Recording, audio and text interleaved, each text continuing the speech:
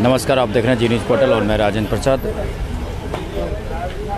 आचार संहिता लगते ही चुनाव का माहौल शुरू और बामनवास बोली किसान ने तो विधानसभा क्षेत्र से 2 नामांकन कल भरे गए थे और आज फिर रामावतार मीणा बोली कोर्ट से नामांकन भरने के लिए जा रहे हैं। बरनाला कस्बे में बरनाला क्षेत्र के जो लोग हैं उनका माला और साफा पहनाकर अभी कुछ ही देर में सम्मान करेंगे। उसकी हम सीधी तस्वीरें आपको दिखा रहे हैं और साथ ही रामावतार जी का जो काफिला मैं आपको दिखा देता हूँ। ये रामावतार जी का काफिला है जो रामावतार जी के साथ है, उनके नामांकन में है। हालांकि बड़े नेता और बड़ी पार्टियों का जैसा काफिला नहीं है, लेकिन निर्दलीय प्रत्याशी के रूप में ये नामांकन भरने जा रहे हैं और अभी कुछ ही देर में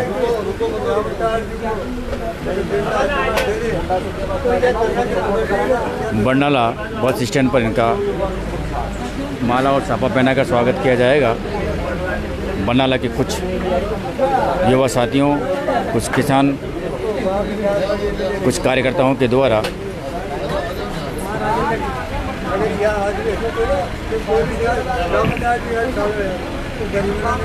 और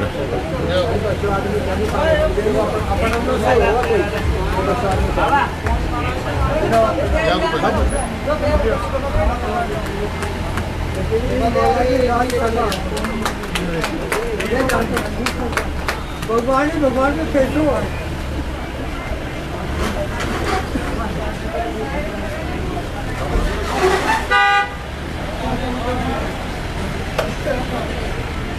रामावतार जिंदाबाद, रामावतार जिंदाबाद, रामावतार जिंदाबाद।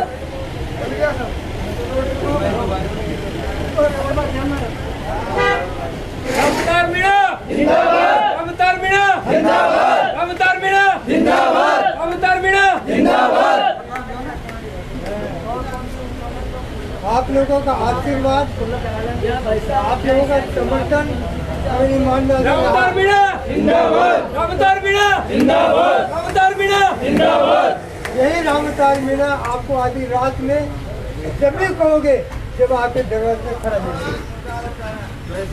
इसके दरवाजे आपके लिए 24 घंटे खुले रहेंगे। जरूरत नहीं किसी को लाने की, कोई भी आदमी आ जाए, कोई भी समस्या को लेकर तो समाधान होगा। हम तो इतना विश्वास दिला सकते हैं।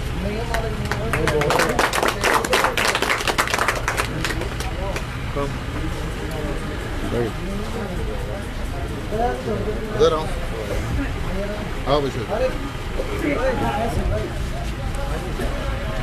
रामावतार जी, आज निर्दलीय प्रत्याशी के रूप में आप नामांकन भरे जा रहे हो और बरनाला क्षेत्र के कुछ युवाओं, कुछ कार्यकर्ताओं ने आपका गर्मजोशी के साथ स्वागत किया, तो सबसे पहले तो उनको आप क्या कहना चाहोगे? सबसे पहले तो मैं 28 क्षेत्र के सब नौजवानों को इस बरनाला की पवित्र धरती पर बहुत बहुत धन्यवाद देता हूँ, शुभकामना देता हूँ, बधाई देता हूँ मेरी तरफ से कि उन्होंने हमारे इस नामांकन रैली का भव्य स्वागत किया और वो सब बधाई के पात्र हैं। एक बड़ी पार्टी के बहुत बड़े नेता थे, किसानों की मसीहा थे आप, लेकिन कहीं न कहीं आपका टिकट कटा, तो वजह क्या रही जो आपका टिकट कटा और आपको निर्दलीय फॉर्म भरने की आवश्यकता पड़ी? देखिए, अब तो मैं जनता का प्रत्याशी हूँ। मैं किसी पार्टी में काम करता था, अच्छे पद पे था ऊपर तक, लेकिन मैंने 2013 में, 18 में, 23 में लगातार 20 साल से पार्टी की सेवा करते हुए टिकट मांगा और जवानों की, किसानों की मैं सेवा करता था, गरीबों की सेवा करता था, शोषित, पीड़ित, उपेक्षित व्यक्तियों के साथ में मैं खड़ा रहता था।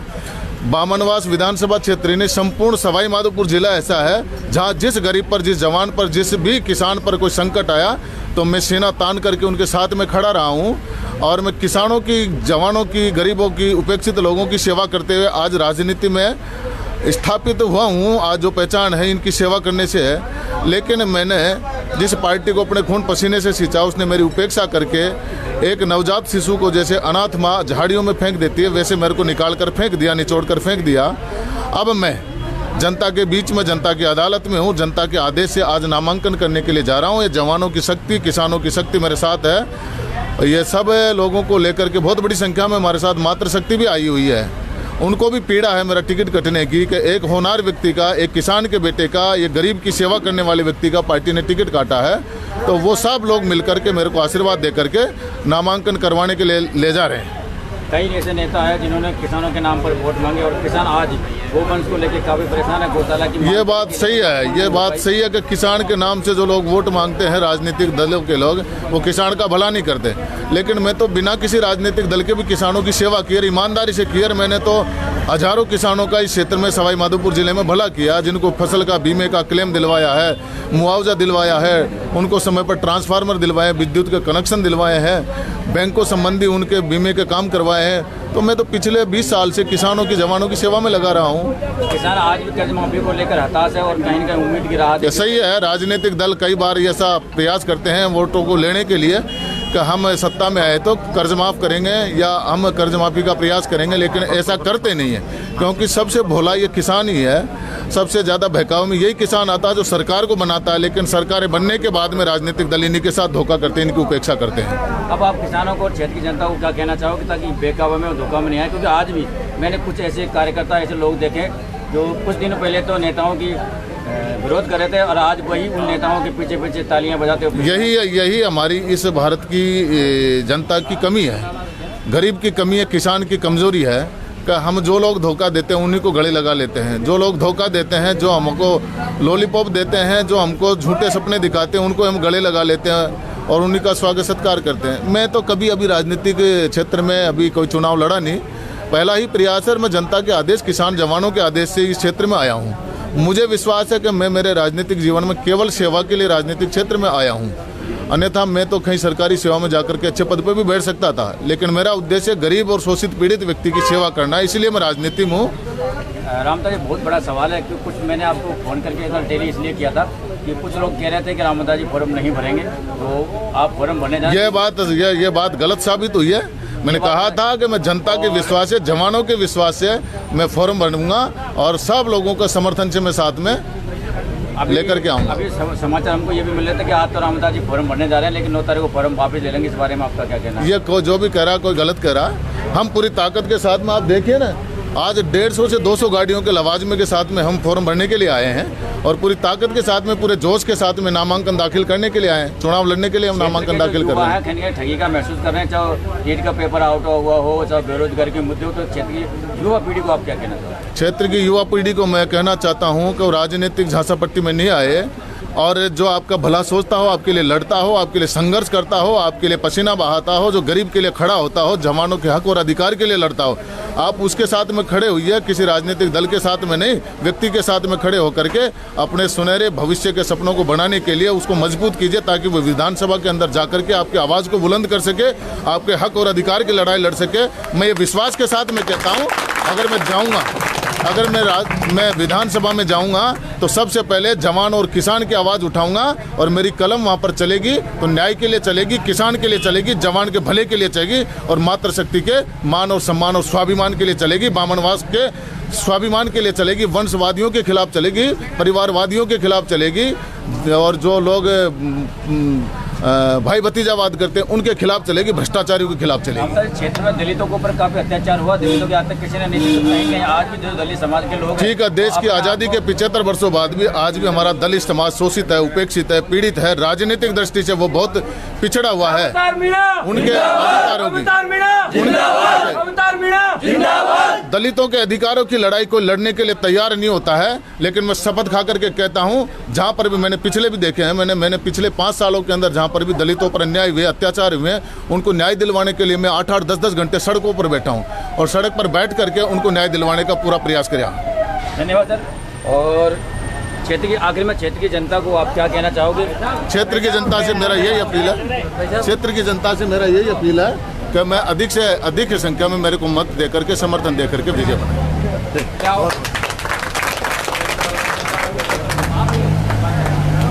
तो आप देख रहे हैं सीधा प्रसारण जी न्यूज़ पोर्टल पर। रामावतार मीणा निर्दलीय प्रत्याशी के रूप में नामांकन दाखिल करने जा रहे हैं और कई ऐसे सवाल थे, कई ऐसी बातें थी जो क्षेत्र में चल रही थी कि नामांकन भरेंगे या नहीं भरेंगे, नामांकन भरने के बाद वापस लेंगे, तो उन सभी को उन्होंने विराम लगाया है। गाड़ियों का काफिला मैं आपको दिखा दूं, कहीं न कहीं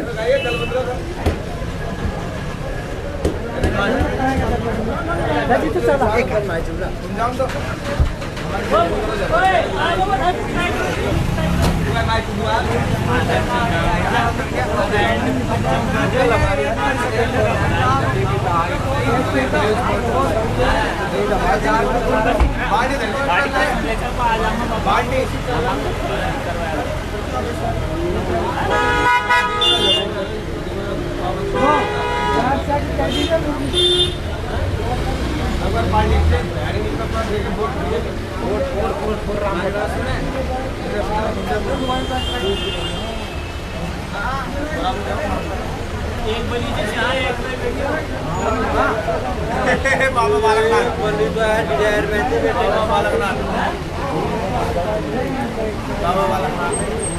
बैंक को गया